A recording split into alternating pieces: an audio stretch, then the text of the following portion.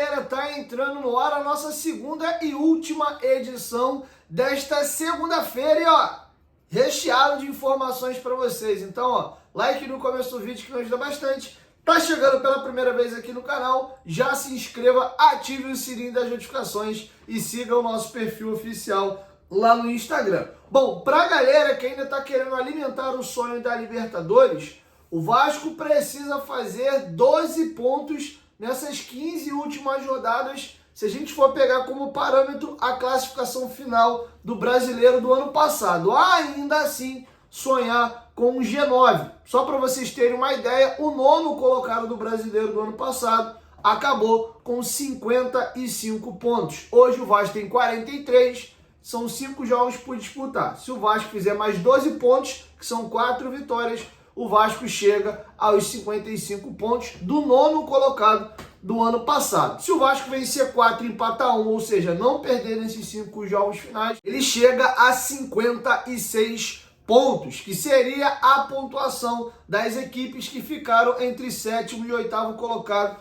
no Brasileiro do ano passado.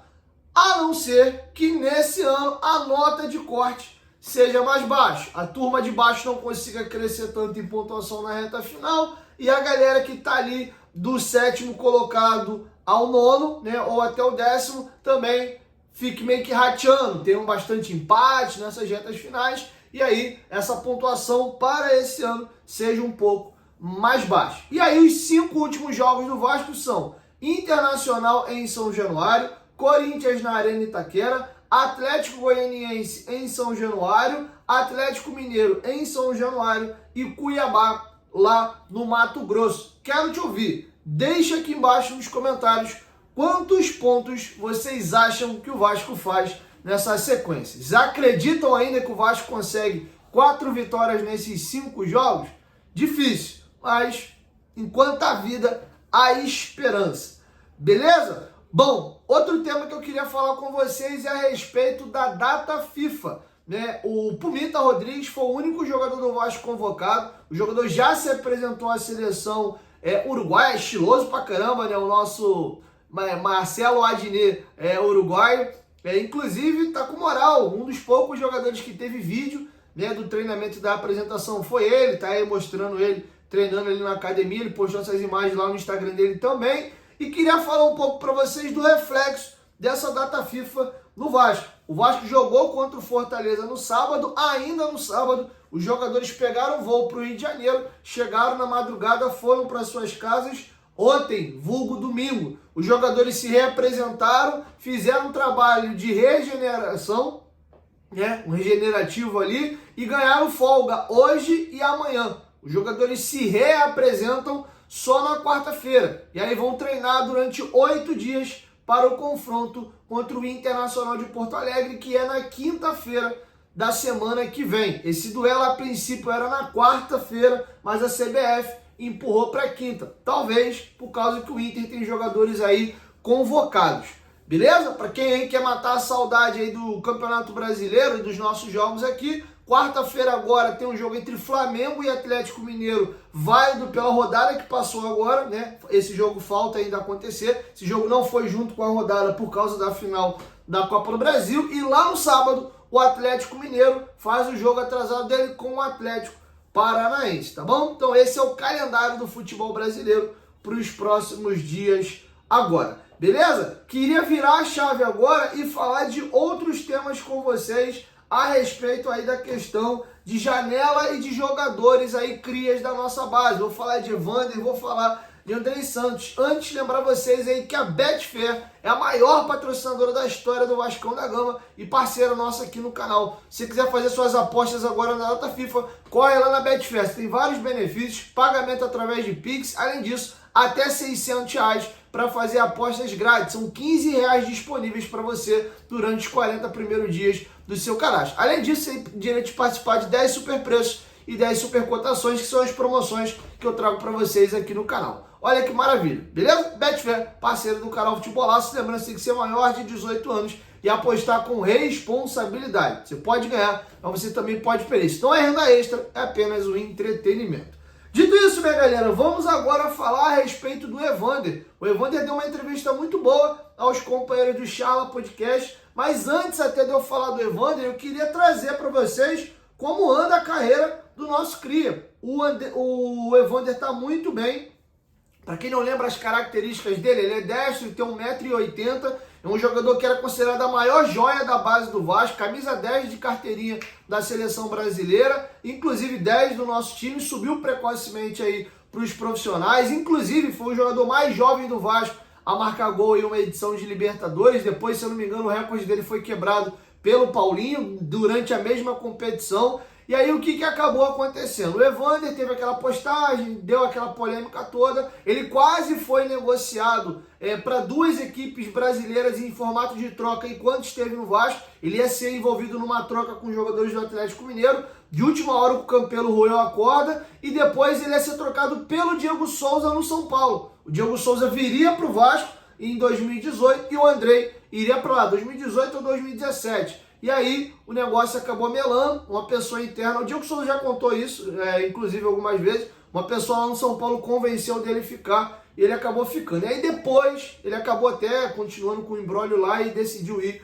para o Botafogo, tá? Teve muito próximo esse retorno do Diego Souza numa troca com o Evander. E aí ele foi emprestado ao Midtjylland, com um passe fixado ali de 10 milhões de reais mais ou menos à época, ele arrebentou, o Midtjylland comprou ele, inclusive antes do término do período do empréstimo, e ele foi campeão dinamarquês lá, 2 vezes campeão da Liga da Dinamarca, jogou Liga Europa, estava voando e várias equipes europeias de maior calibre sondando o jogador, mas os valores não chegavam no que o Midtjylland queria. O Midtjylland achava que o Evander era um jogador que valia muita grana. E aí, com muito custo, o jogador foi vendido ano passado para a MLS, para o Portland, e o Portland pagou 9 milhões e meio de euros, mais ou menos 60 milhões de reais no Evander. O Evander está arrebentando lá. Inclusive, trouxe para vocês a informação de que o Gabriel Pec foi eleito a melhor contratação do ano na MLS, mas o Pec não concorre ao craque da competição, tá?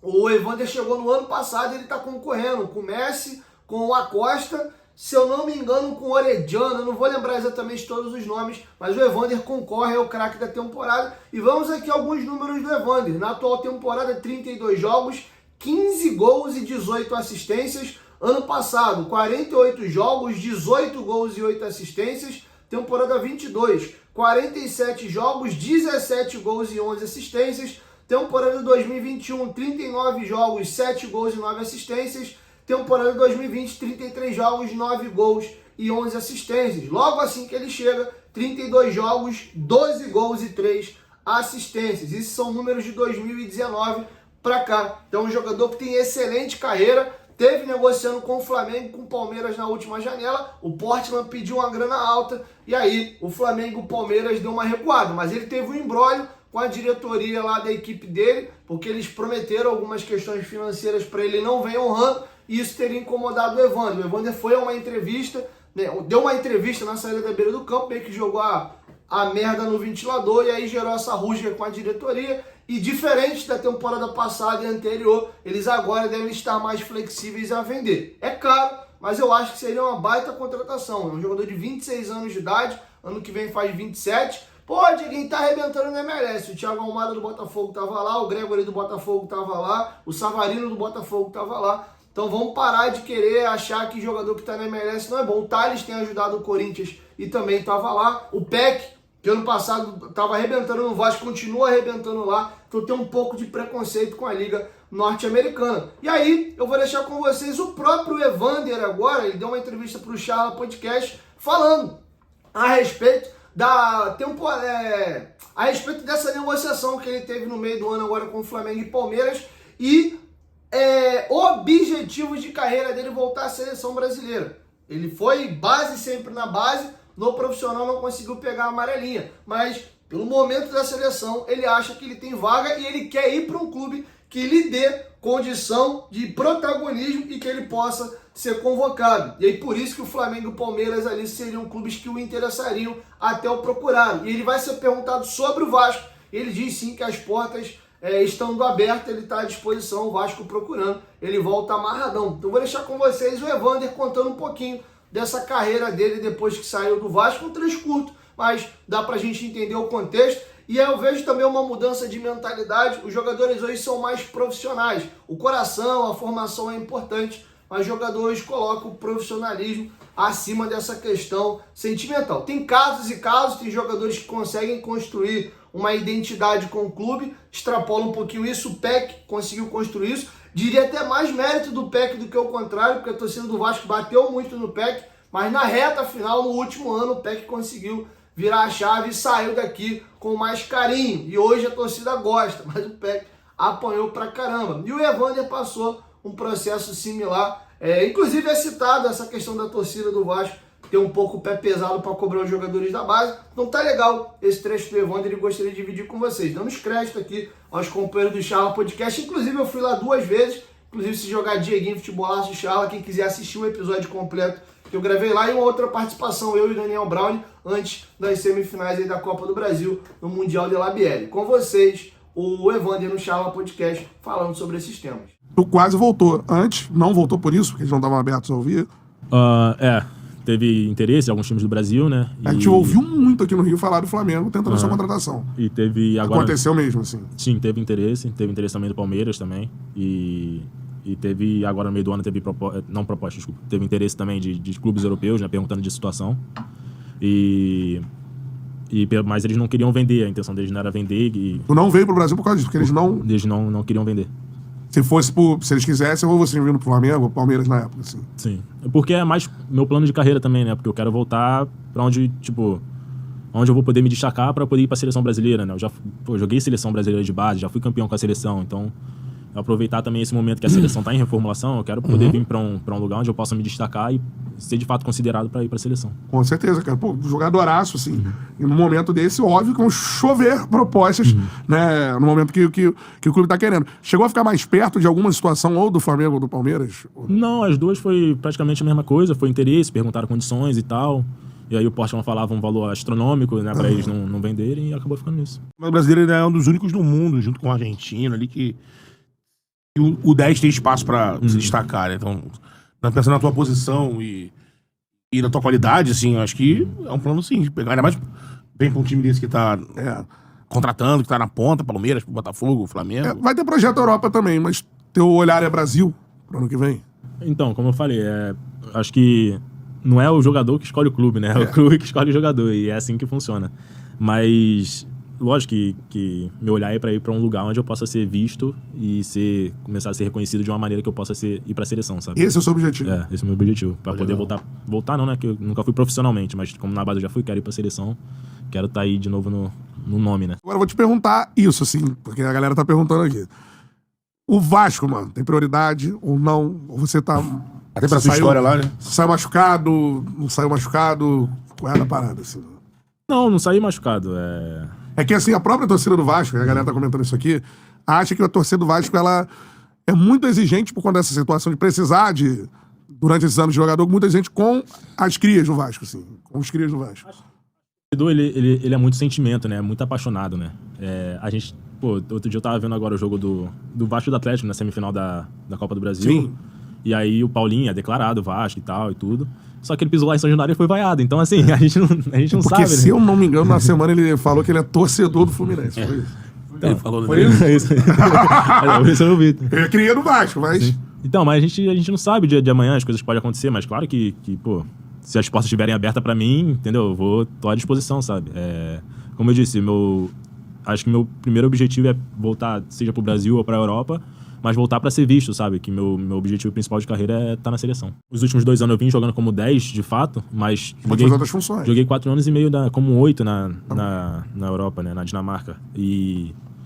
E ali eu me saí muito bem, ainda assim, conseguia entregar números, conseguia fazer gol, dar assistência e jogava de frente, o que facilita mais ainda.